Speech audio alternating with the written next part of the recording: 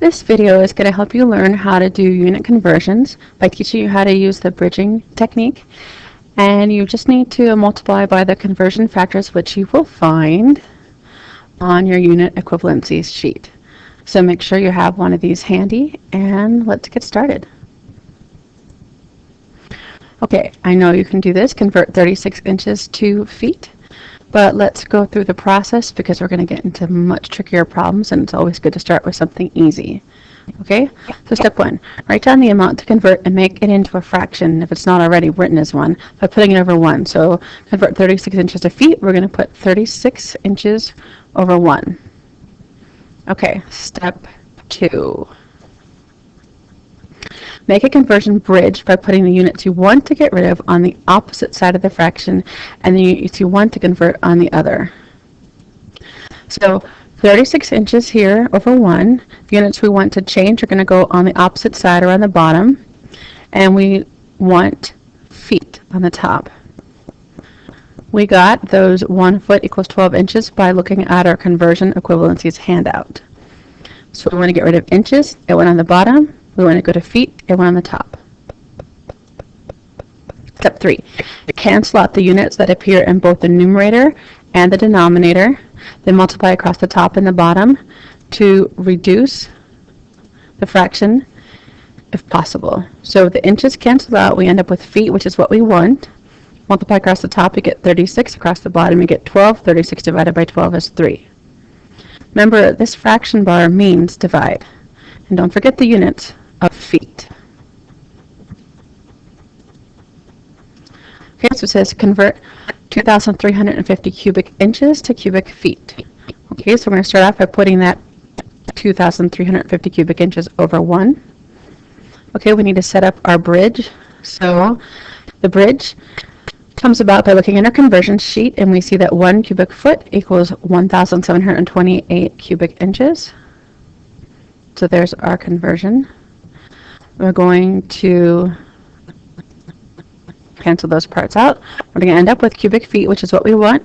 Multiply across the top and bottom, you get that number, and you divide them out, and there's your answer of 1.36 cubic feet.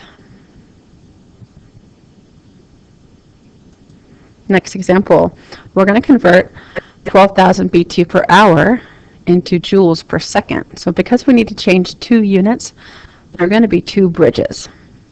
In the first bridge, BTUs are going to go in the denominator because right now they're in the numerator. All right, so we need to get rid of those. So we're going to look at our conversion sheet, and we see that 1 BTU is 1,055 joules. And we cross out the BTUs. In the second bridge, we're going to try to get rid of hours. Now, hours are in the denominator. So now hours are going to have to go to the numerator. And how many seconds are in an hour? That is 3,600 seconds, or in an hour. The hours cancel out. So we end up with joules per second. Before we do any multiplication, we should have everything set up, and we can see that we have our units right. Now we multiply across the top. We get that. Multiply across the bottom. We get that. And finally, we can divide it out, and our answer is going to be 3,516.7 joules per second. Okay, let's look at this example. 35 gallons per minute to liters per second. Okay, so we start off, and we've got a fraction that's already set up, 35 gallons per 1 minute. And it doesn't really matter if you change the minutes first or the gallons first. It would work either way. I generally just, by habit, tend to start with the thing on the numerator first. So I'm going to convert gallons to liters. The gallons are going to go in the bottom, liters on the top, and I look at my conversion sheet, and I see 3.785 liters per gallon.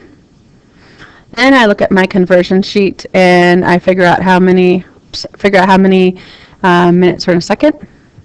There. I'm going to have to cross some stuff out here, so let's cross out gallons, and liters should stay, so let's get rid of that. Let's try that again. Gallons and gallons go away, minutes and minutes go away. I'm left with liters and seconds, and that's what I want. Multiply across the top, multiply across the bottom, and now I'm going to divide those two, And my final answer is going to be 2.2 liters per second. All right, let's see what we got left over.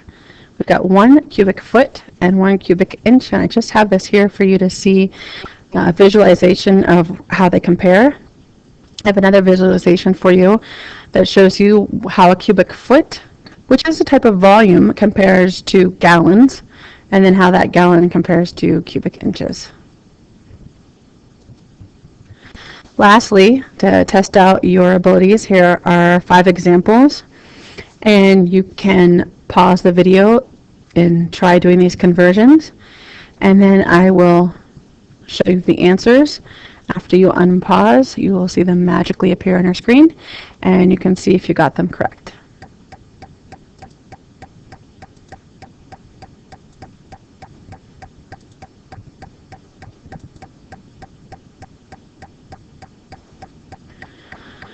Well, I hope that you have found some success in using the unit equivalency sheet and using the conversion method to bridge and get your new units, and that you'll be successful in converting and correctly getting the units that you need for doing whatever you're working on. Good luck.